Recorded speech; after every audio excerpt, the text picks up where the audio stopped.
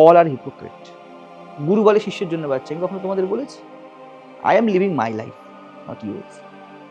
গুরু শিষ্য, it's my shadow, it's not me, doesn't bother about it. ঠিক তেমন যেই মুহূর্তে থেকে ব্যক্তি নিজের কনভিকশনে বাঁচতে শুরু করে, he is the responsible person according to me.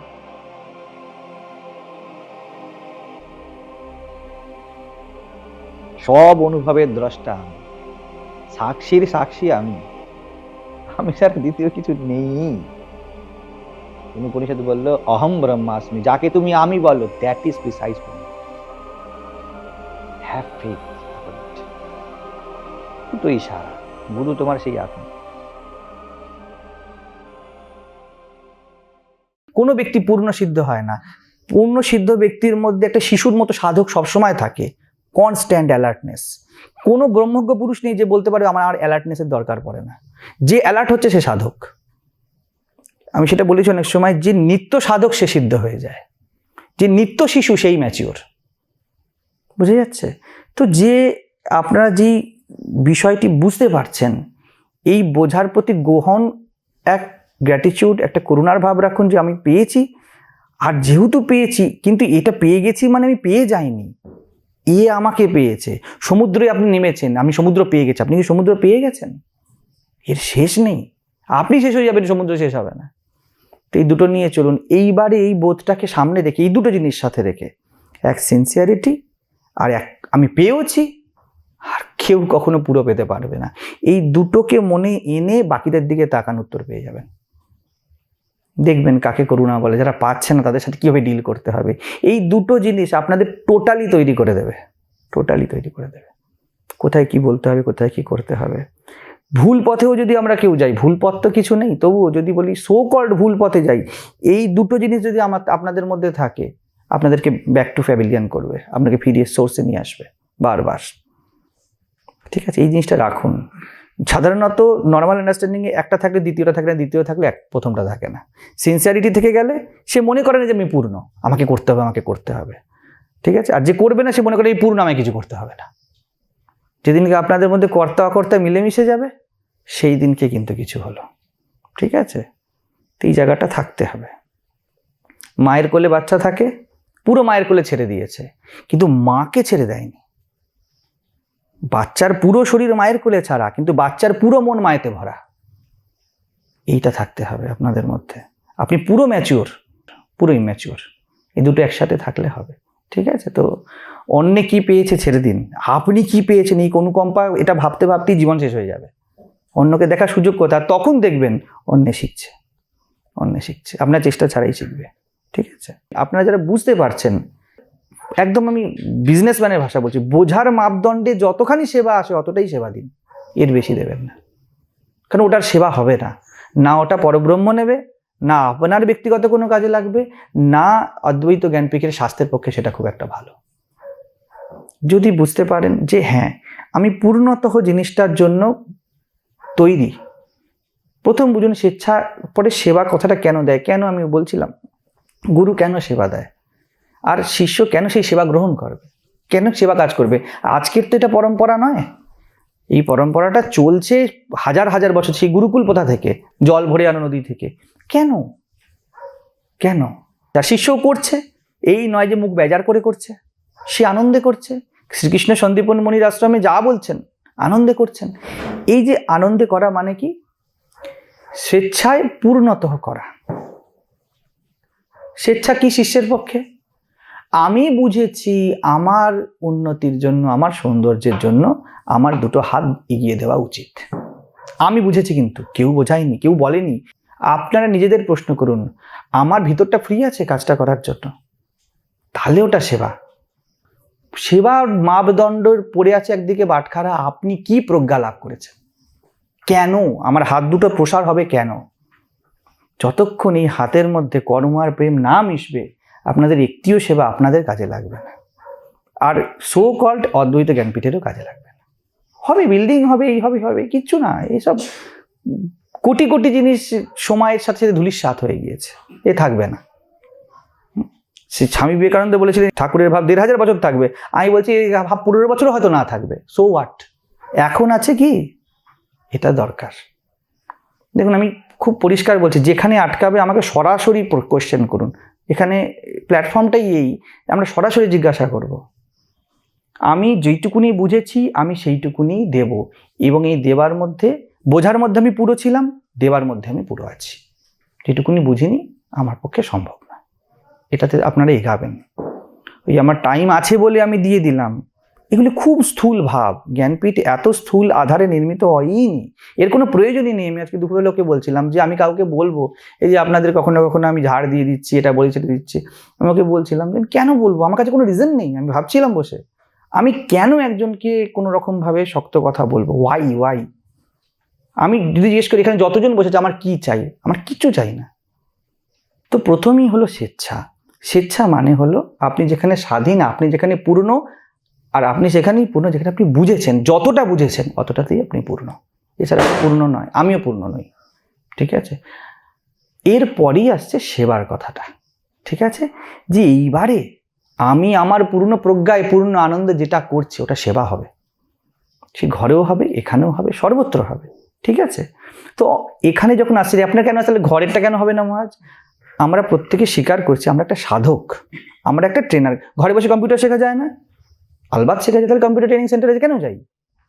কারণ আমি এক্সপার্ট হওয়ার চেষ্টা করছি। আপনারা এখানে জীবনের এক্সপার্ট হওয়ার চেষ্টা করছেন। আমি তো ট্রেনিং সেন্টারে গিয়ে খুব সুন্দর করে আমার ট্রেনির সামনে গিয়ে সব সুন্দর ট্রেনার যিনি ছিল খুব সুন্দর চালিয়ে এসেছি। এবার ঘরে গিয়ে শুয়ে পড়ি, প্র্যাকটিসটা তো ঘরেই করতে হবে। তো এইখানের প্রয়োজন কি? আপনি এখানে কিছু বুঝছেন, ঘরে কি ওটা করছেন। ঠিক তেমনই যখন আপনারা এখানে সেবা করছেন, এটাকে নিজের ঘর মনে করেন। আমি বলেছি আগের বার, এটাকে নিজের মনে করে করুন। দুটো জিনিস দরকার, আশ্রমের শিক্ষা ঘরে চলে যাবে, ঘরের আপন ভাব আশ্রমে চলে আসবে। এই দুটোকে মেশান, নাহলে কি মনে হবে আশ্রমে খুব ভালো লাগে, ঘরে ভালো লাগে না। হতে পারে কোনো জায়গায় পরিবেশ নেই, সেটা আলাদা কথা, আমি পারছি না, সেটা শেষের কথা, দেখা যাবে। কিন্তু মনে হয় না যে কোথাও আমরা চেষ্টা করলে কিছু না হতে পারে। আপনাদের নিয়ে এই জন্য বুঝলাম, এরপরে আপনারা একটার পর একটা কাজ করবেন, আপনাদের হাত পায়ে ব্যথা হবে প্রত্যেকেরই। বিভিন্ন জায়গাতে ভলেন্টিয়ার হয়, ভলেন্টিয়ার গেল, আস্তে করে একটু ট্যাগটা দেখিয়ে দিল, অমুক আশ্রম, অমুক মিশন, অমুক সংঘ ইত্যাদি দেখিয়ে দিল, দেখিয়ে দিয়ে বসে আছে, মোবাইল চালাচ্ছে। আমি খুব ক্ল্যারিটি দিয়ে বলছি, কোনো রকমভাবে তারা স্বেচ্ছাসেবক নয়, হতেই পারে না। যার মধ্যে প্রজ্ঞা জ্বলেনি তার স্বেচ্ছাসেবকের কোনো প্রশ্নই নেই, হবেই না। ঠিক আছে, তো সেবা কথাটি খুব উঁচু। প্রজ্ঞাবান যা করে তাকে সেবা বলা হয়। সেই জন্য আমি বললাম আপনারা অন্ততপক্ষে জ্ঞানপীঠে ততটা দিন যতটা আপনারা প্রজ্ঞা লাভ করেছেন। যদি কিচ্ছু না বুঝতে পারেন, ডোন্ট কাম হিয়ার। কি হবে? আপনি আসতে পারেন, আমি নিষেধ করছি না, প্রত্যেকেই আসতে পারে, প্রত্যেকেরই প্রজ্ঞার ডেফিনেশন আলাদা আলাদা। ঠিক আছে, কিন্তু খোলা মনে, পরিষ্কারভাবে, মেপে নয়। এরপরে এটা, এরপরে ওটা। আমি দেখেছি এই জিনিসটা সর্বত্র, এখানেও দেখছি, বাইরেও দেখছি। এটা আসার কথা নয়। শরীর উত্তর দেবে। ঠিক আছে, অবশ্যই শরীরের কষ্ট হয়, যে কোনো, আপনারা যেমন ঘর পরিষ্কার করেন, হয় কি না শরীরে কষ্ট? অনেক দিনের ধুলো হয়ে গিয়েছে, কিন্তু কি বলা হয়, আমার ঘর আমি চলবো। ঠিক আছে, ঠিক তেমনই আমার প্রজ্ঞা, আমি তো হাতে গিয়েছি। যখন শিষ্য কাঠ বয়, একটা হয়তো ক্ষত্রিয় বংশের সন্তান বা ব্রাহ্মণ বংশের সন্তান, তারা আসতো, তারা কাঠ বইতে তাদের হাত কিন্তু উত্তর দিত। কিন্তু কোনো শিষ্য কি বলছে, আমি পূর্ণ প্রজ্ঞায় বুঝেছি আমার আমিত্বের বিলয়টা দরকার। আমি যেই ঘর বাহির ভেদ করছি, মানে কি, এই যে ও ধরো ট্রেনিং নিতে গিয়েছে, তার ড্রেসটা ভেদ, ঠিক আছে, এখন ফর্মাল ড্রেসে গেছে, ঘরে আসলে ক্যাজুয়াল, কিন্তু ভিতরে যে ব্যক্তি শিখছে তার মধ্যে তো কোনো ভেদ হয়ে যায়নি, সে তো শিখেই আছে, তাই না? ঠিক তেমনই আমি কেন হাতটা এগিয়ে দিয়েছি, যাতে আমার এই ভিতর বাইরের ভেদটা ঘুচে যায়। আমি একজন কম্পিউটার এডুকেশন জানি, আমি জীবন বাঁচতে জানি, আমি জীবনের প্রজ্ঞা জানি, এই জন্য আমি হাতে গিয়েছি। এবার হাত ব্যথা করছে, কিন্তু আমি হাতে গিয়েছি, এটা নোট করুন। আপনি হাতে গিয়েছেন, আপনার হাত, আপনারও ব্যথা, কিন্তু আপনি এগিয়েছেন। এই কর্ম আর প্রেম দুটো মিলতে হবে, আর এটাই আপনার থেকে কিন্তু পরবর্তীকালে পাবেন, খুব গ্যারান্টি দিয়ে বলছি। আপনারা যদি মনের মধ্যে খিচ রাখেন, আপনাদের সাথে যারা আসবে তারা ওই খিচটা এখান থেকে নিয়ে যাবে। আপনাদের মধ্যে যদি চোখে যদি প্রজ্ঞার চমক থাকে, আপনি আপনি কোষাকুষি ধরুন, সে আপনি খাবার থালাই ধরুন, আর সে এখানে আপনি পেনই ধরুন, আপনার কম্পিউটারে টাইপই করুন, ওর মধ্যে যদি প্রজ্ঞার চমক থাকে, ও কিন্তু আপনার এই কাজটা পরে শিখবে, আগে আপনার চোখটা দেখবে। যে আপনি কি বুঝেছেন। আপনার প্রেমটা দেখবে, ওটা না থাকলে কিন্তু প্রথম শব্দ কেটে গেল স্বেচ্ছা, তারপর আপনি করছেন অনিচ্ছায়। অনিচ্ছার অনাত্মা এক কথা।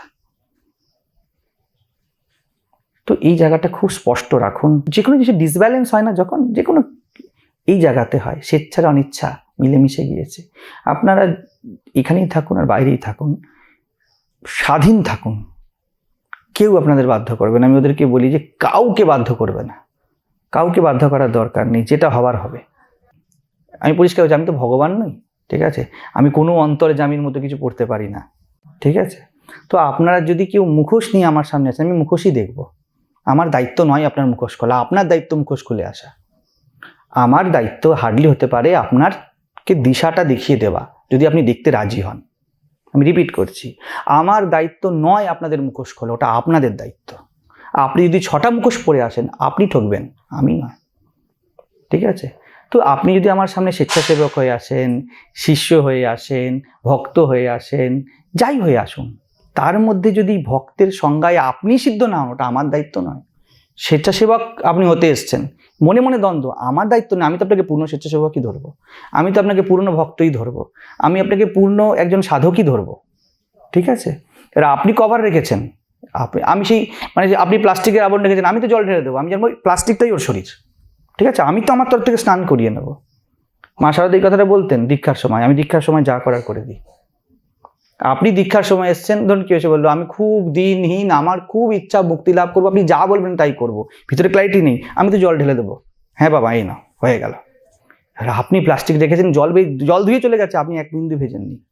ঠিক তেমনই স্বেচ্ছাসেবক যখন আপনারা হয়ে আসছেন, যে যেখানেই যাচ্ছে, আপনারা নিজেরা নিজেদেরকে স্যাটিসফাইড করুন এই ক্রাইটেরিয়াতে, আমাদের পূর্ণ স্বেচ্ছা আছে কি নেই।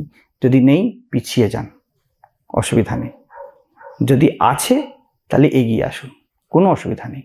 কিন্তু পরে বলবেন না, অনেক সময় কথা হয় মন বুঝে চলা, এটা প্র্যাকটিক্যাল কথা খুব, কিন্তু একটা গুরু শিষ্যের সম্পর্কে মন বুঝে চলার বিষয় নয়। শিষ্য খুলে বলবে গুরুকে, আর গুরু ও প্রেমে সম্পূর্ণ প্রজ্ঞা উজাড় করে দেবে। নাও বাবা, শিষ্য বলবে আমার হাত পুরো খোলা, আপনি যা দেবেন আমি ধরবো। যখন এই কথাটা ও হাতটা এগিয়ে দিচ্ছে, ও পুরো রেডি যে আমি ধরবো, যা দেবে গুরু ঢেলে দেবে। এবার শিষ্য বলে হ্যাঁ গুরুদেব রেডি, তাকিয়ে আছে এদিকে, পড়ে গেল হাত থেকে। গুরুর দায়িত্ব নয় কিন্তু এটা, গুরু সহজ প্রেমে ঢেলে দেবে, নাও যা, পড়ে গেল। কেন পড়ে গেল বাবা? তুমি যে বললে আমি রেডি। এটা আমাদের দায়িত্ব নয়। এই জন্যই বুদ্ধ একটা দুটোই এসেছে জগতে। প্রত্যেক বুদ্ধ লক্ষ জনকে ঢেলে দিয়েছে, কিন্তু বুদ্ধ একটাই বেরিয়েছে, যে ঠিক ঠিক বলেছিল হ্যাঁ রেডি, সে বুদ্ধ হয়ে গেছে। যে হয়নি, সে হয়নি। তো এই জায়গাটা পরিষ্কার রাখুন। যে কোনো জিনিস, এখনো বললাম খুব বেশি সময় নেব না, হয়ে গেল। শিবিরও আছে, একদম পরিষ্কার প্রশ্ন রাখুন। আমি দেখেছি আপনাদের অনেকের, সকলের নয়, চোখে মুখের মধ্যে একটা হেজিটেশন, একটা ভয়। কিন্তু আমি কখনো বললাম না আপনি যদি প্লাস্টিক পরে আছেন, আমি প্লাস্টিককেই এগিয়ে নিয়ে যাব। আপনি যদি কাদা মেখে আছেন, আমি কাদাটা কি আপনার গায়ের রং ধরবো? আমার দায়িত্ব নয় ওটা। আমি অনধিকার গিয়ে বলতে পারি, কিন্তু কোনো লাভ নেই তাতে, কারণ আপনি ওই সাজ নিয়ে এসেছেন। তো আপনার খুলে আসা আপনার দায়িত্ব, সে শিবিরেই হোক এখানেই হোক। যখন আমি থাকছি, যদি আমাকে ভালোবেসে আসেন, যদি আমাকে ভালোবেসে মানে কি, যদি আপনি নিজেকে ভালোবেসে আসেন, তাহলে আপনার দায়িত্ব কিন্তু পরিষ্কার করে নেওয়া। আমি বোঝাতে পারলাম স্বেচ্ছাসেবা মানেটা কি? আপনারা এরপরে কাজ করবেন, আজকে, কালকে, পরশু মাথায় রেখে দিন কথাটা, অন্ততপক্ষে এটা প্র্যাকটিস করুন। যেইটুকুনি আমার স্বেচ্ছায়, ওইটুকুনি আমার সেবা হচ্ছে, বাকিটা কিন্তু আমার ফার্স্ট্রেশন হচ্ছে, ওটা কোনো কাজে লাগবে না। যদি স্বেচ্ছায় থাকে, যদি আপনার ভাব এসে যায়, এরপরে আপনার শরীরও দেখবেন আগের থেকে বেশি সঙ্গ দিচ্ছে, সব রকমভাবে। তো এই জায়গাটা যেহেতু আমাদের এইটা বলছি, দেখুন আমাদের যেমন আশ্রম, আমরা যে ভাব নিয়ে চলছি, যেই কথাগুলো আমি বলছি, এতে আপনারা 25 জন বসেছেন, আমি নমস্যি, আমি বসার কথা নয়, 5 জন থাকার কথা। আপনারা আছেন, আমি আনন্দিত, আমার খুব, আপনারা সবাই স্বাগত। কিন্তু জগতের যা ভাব, তাতে এইভাবে চলার কথা নয়। কালকে যদি অদ্বৈত জ্ঞানপীঠ না থাকে, আমি খুব আশ্চর্যান্বিত হব না। আমার কাছে আশ্চর্যের বিষয় কিছু নেই, আছে আমি আশ্চর্যান্বিত কী করে চলছে। আমি কল্পনাই করতে পারিনি এতজন কালী পুজোতে আমার সামনে এসে বসে থাকবে। তো আমি সবাইকে, আপনাদেরকে শ্রদ্ধা জানাচ্ছি, প্রণাম জানাচ্ছি, কিন্তু আপনাদের ভিতরের এই যে জাগৃতি আপনাদের দরকার, এটা আমি করতে পারবো না। সেই জন্য আমি এত কথা বললাম, ওটা আপনাদের কি করতে হবে, ঠিক আছে?